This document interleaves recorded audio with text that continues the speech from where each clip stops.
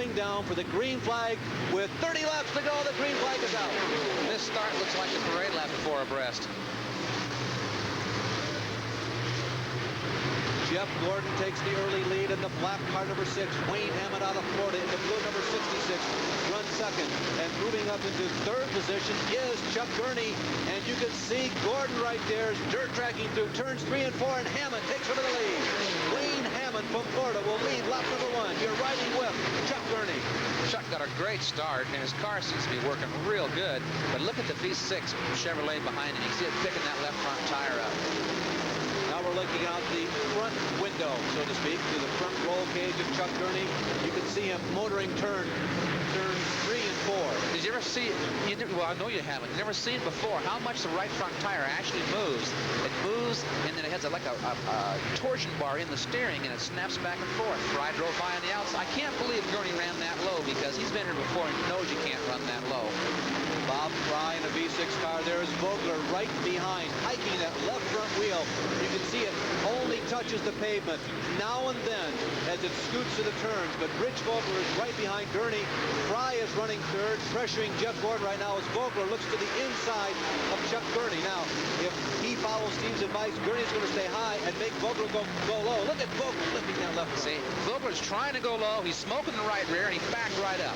As long as you stay up high, the only guy I've seen passing the bottom is Butler. Now, it may happen again tonight, but I don't think Rich can get him there. Now, back up front, there you see Vogler trying to make it work on the inside. Leading is Wayne Hammond. Now, my reasoning in not picking him was I don't think he had enough experience on this racetrack to win. Yeah. See, as long as Rich runs down there and uses him that hard, he's going to overheat the right rear and possibly overheat the right front by a little push every now and then. And unless he gets by in a hurry, he's going to use his tires up. Now let's summarize again for you. We're 5 laps into this race. You're riding with 4th running Chuck Gurney. That's Rich Vogler, the white car number 50 to 69. He is 5th. The leader is Wayne Hammond. He took the lead at the drop of the green flag. He is being pressured right now. We're having a battle beginning to develop up front by young Jeff Gordon in the black number 6 and Bob Fry in the yellow number 20. Once again, and Vogler bangs into the back of Chuck Gurney, and Gurney says shakes hello. his fist. Hi, Rich. Watch the left rear tire in this car. You've never seen it before.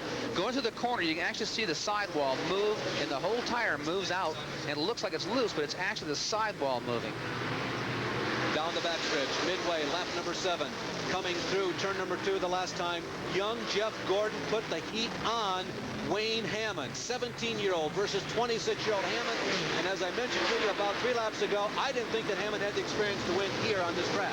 Hammond's a little bit loose. That's why he's getting a little high, because when you're loose, you don't want to turn the wheel, and then he got a little loose getting off the corner. So I think his right rear tire must have grown and got too much stagger. And earlier in the race, Fry was definitely faster than Gordon. I think Fry is the man to watch in this trio. Well, you chose him, but this couldn't last all night, possibly. Bob Fry goes to the high side of Jeff Gordon, and Bob Fry, who dropped back to 4th or 5th at the drop of the green flag from his outside pole position, has now moved into the runner-up spot. Now the question is, as we go back inside with Chuck Gurney, was leader Wayne Hammond just pulling it for a couple of laps? He just runs in the corner. He's getting in a lot faster than Chuck and just ran right over him.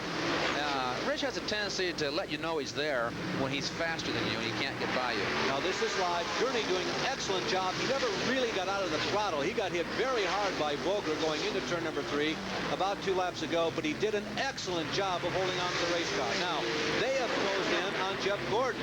Gordon has let Fry and Hammond get away, and now Gurney in the red 21. You're back inside with him, and right behind Gurney is Rich Vogler. They're going after Jeff Gordon. This is the battle for third. It's going to be a tough pass, because if Jeff doesn't let him get by on the outside, I don't think he can get by on the inside as good as Rich is working on the inside. So Rich may make both of these guys in one pass. So let's see how Chuck Gurney handles this. He looks inside of Jeff Gordon. Even though the picture pauses momentarily, this is a live shot for you. That's simply a transmission from inside the race car going back to our broadcast facilities here on site. And you are looking at a live picture of Chuck Gurney going to the inside of the number 6 car of Jeff Gordon. And Gurney squirms coming down the front stretch. He holds his line.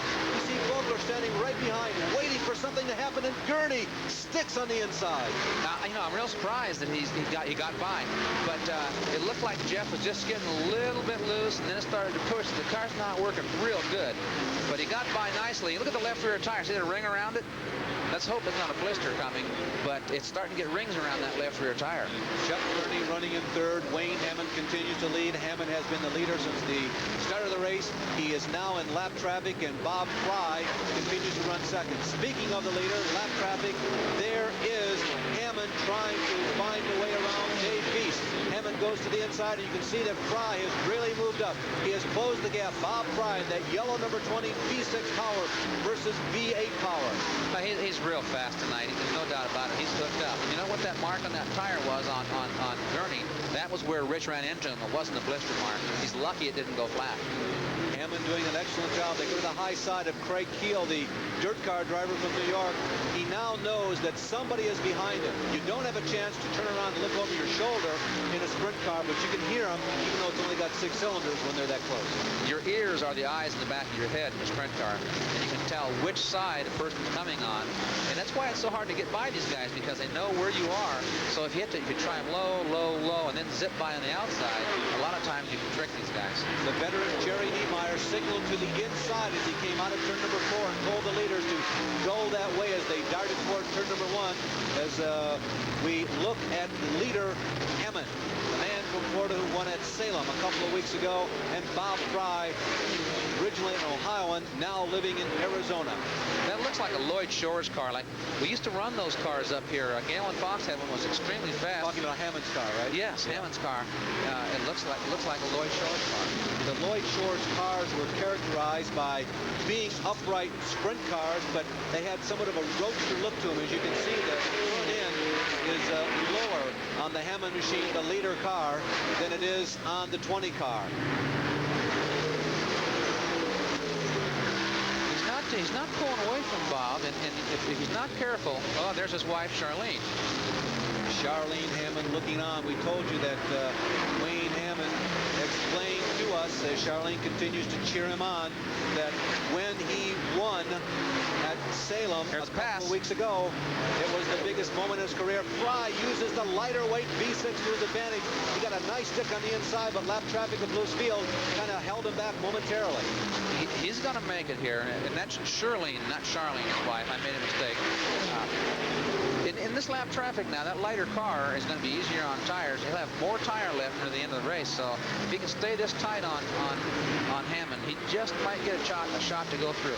Hammond, by and large, though, is doing an excellent job. Suddenly he has about 6 or 7 car lengths over Fry. And Steve, you know, they have disposed of most of the slower traffic they have to go through. 22 laps down, just 8 laps to go. Fry is suddenly looking like he does not have a chance. You know, it's amazing how the... Oh, Hammond gets sideways, loses valuable ground. He does, and that heats the tire out. Let's see what happens in the third turn. Okay, standing by with the owner of the leading car is Gary Lee. Well, Clint Neibel is not only the owner, he built the car, he built the engine. You had some problems earlier, but obviously everything is going your way right now. You just need one quick pass. It's not quite going our way. If we was one spot farther up, we'd be going our way. One slight mistake, though, and he may have it. All right, Bob will try to create that. It's always fun to watch the wives and the car owners and the crew members down here in the pit area, because sometimes they work as hard here as the drivers do on the racetrack.